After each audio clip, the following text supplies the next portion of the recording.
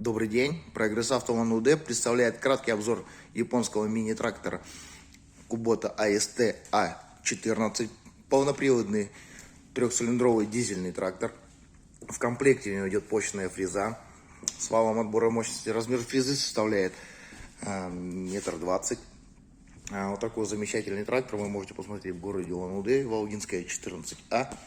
Прогресс Авто. Давайте сейчас перейдем коротко к его основным техническим характеристикам. Трактор, как напоминает, дизельный, трехцилиндровый. Мощность составляет 15-17 лошадиных сил. Полноприводный.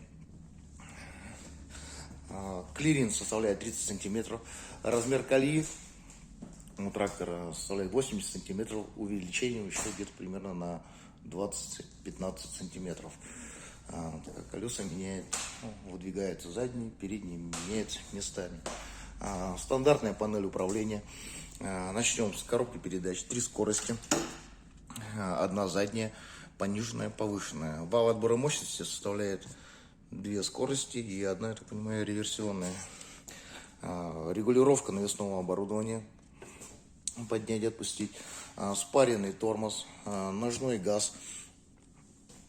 Блокировка задних колес, ручной газ и сцепление. Напоминаю, что у меня здесь вал отбора мощности, плавающий режим, двухточного навесного оборудования.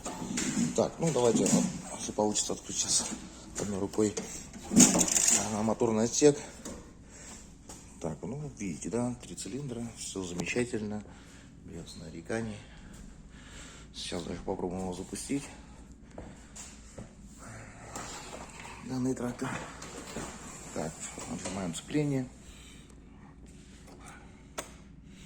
Так, полный газ. Свеча накаливания.